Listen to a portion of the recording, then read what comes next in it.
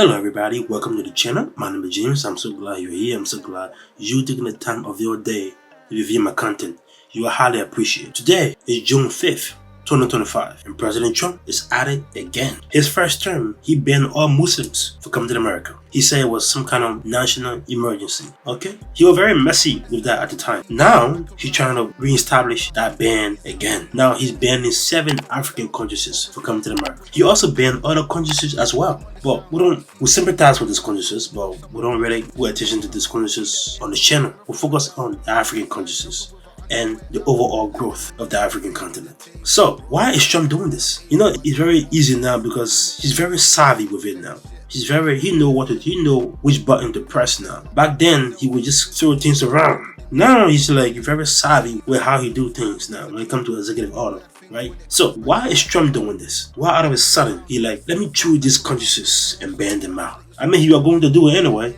but why is a rush? Why make that movement now? Because of what happened in Colorado. This guy, he came to America. He had 5 kids and a wife. Instead of him finding a job, instead of him providing for his family and supporting his family, he said, you know what? No, let me go burn people down. Let me go cause trouble. Let me go make them understand my feeling, how I feel about it, about what protesters are doing. Let me inform the U.S. government that I disagree with these protesters. Okay? How you gonna do that? Tonight, horrific new video showing the moment a man in Boulder, Colorado unleashed a fiery attack on a peaceful Jewish demonstration. Oh, so how you gonna do it? Okay. Suspect seen in an orange vest walking toward the crowd, throwing a lit Molotov cocktail, setting fire to innocent people who've been calling attention to the hostages still being held in Gaza. Witnesses saying the suspect yelled "Free Palestine" and appeared to light himself on fire. That suspect, 45-year-old Mohammed Sabri Soliman, allegedly telling investigators he disguised himself as a gardener, even buying flowers to get as close as possible to the group. Later seen shirtless, yelling at the crowd before being taken into custody at the scene. It seemed like he planned this. It wasn't just out of the blue. He planned it. Water. At least 12 people injured, including an 88-year-old woman who survived the Holocaust. Tonight we've learned she's now out of the hospital recovering.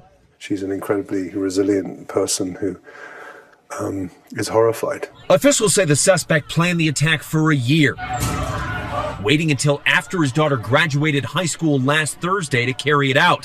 Oh, at least he had a plan, you know? You don't want to just do that stuff while your little girl is in high school. Let her graduate first, you know? Let her get some experience in her belt. Then you can go create chaos and hurt people and put people, and burn people alive. You know? Yeah, it's always good to wait until your kid finish high school first.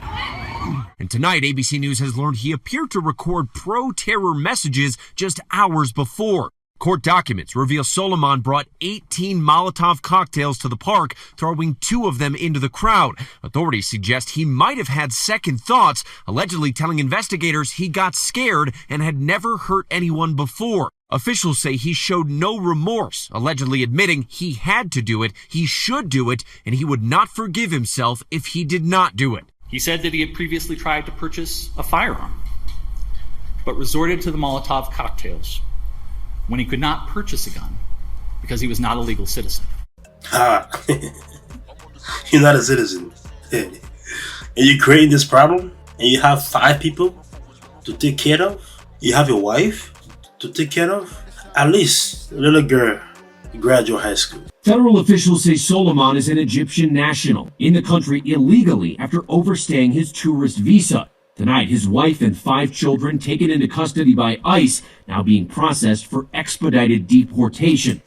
He overstayed his welcome in America, jeopardizing his family stability. Now, a little girl, she's done with high school. She's going right back to where she came from, along with the 4 other kids, along with him and the wife. He did destroy the whole family, right? They getting deported. Probably they can't apply to come to America anymore because they're going to be on the do not fly or do not come here list or something like that. Right? He did destroy their future. They can still have a better future back home, but it's very bleak. Things are not well there. That's the reason why he came here and overstayed his welcome. Just like him, Most Africans do that. They do that. That's the reason why Trump is doing this. Most Africans do that. They come here on church programs, or they come here on to visit their family and friends, and they overstay. They overstay because they don't want to go back home. I can understand it. I can understand that you don't want to go back and face a problem. I can understand you don't want to go back and maybe, do what you were doing, and what you're doing wasn't right. Right? Maybe you are skipping huge problem back home and things are not well there. I can understand it. Well, if you come in here, you just want to deviate away from what you came for and do something else.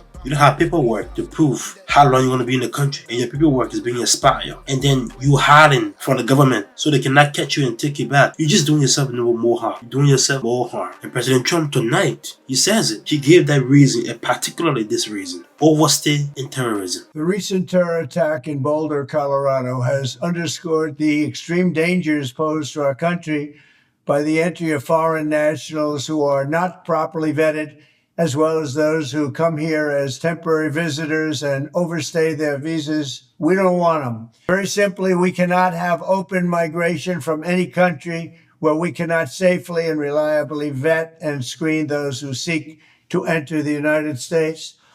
That is why today I am signing a new executive order placing travel restrictions on countries including Yemen, Somalia, Haiti, Libya, and numerous others. The strength of the restrictions we're applying depends on the severity of the threat posed.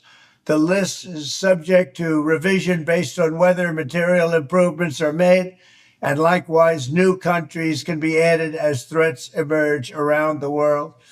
But we will not allow people to enter our country who wish to do us harm, and nothing will stop us from keeping America safe.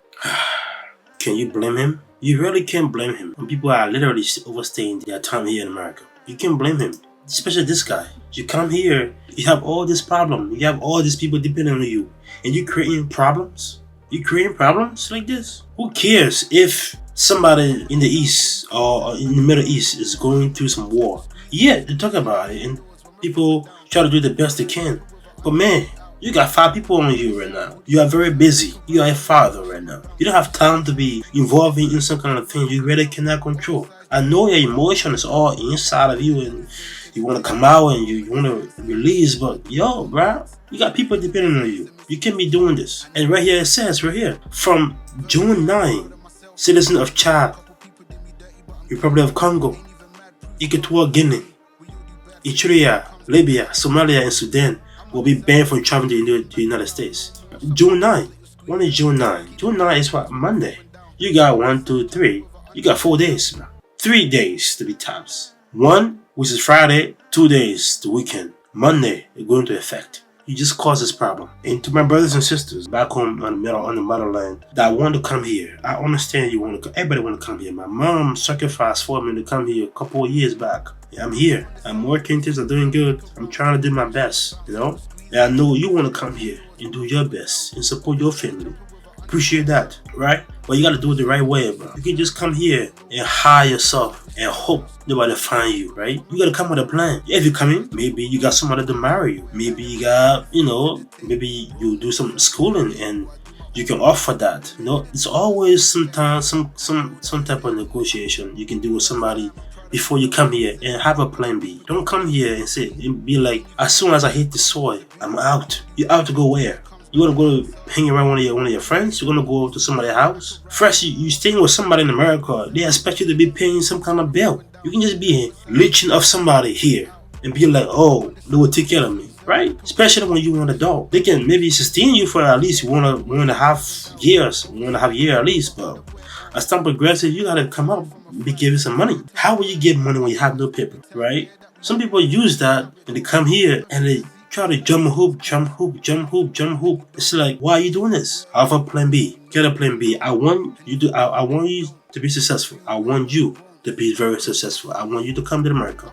I want you to be more prosperous. But have that paperwork in. Have things down. Have plan B or something.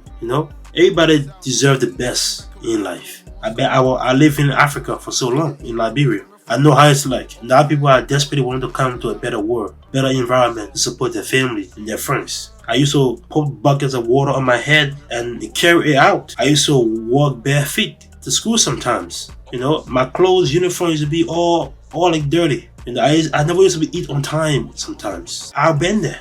I've been to the bottom. I've been beaten. Africa, you know, they can never stop from beating you. You know, the knife, anything they'll beat you. Especially when you're living with people. When you're living with people, they are not your family member. They can hurt you in a way that you would feel that, oh, maybe they don't care about you. Maybe sometimes they really don't care about you. Sometimes they do. They're trying to show you to be tough, that's all. But hey, I want you to come. You have to come. Come the right way. Come the right way. And maybe I will see you, but come the right way. If you like the channel, subscribe to the channel. Let's keep this going. But you have to come the right way, bro. Come the right way, get your paperwork straight, and the best I give to you. Thank you.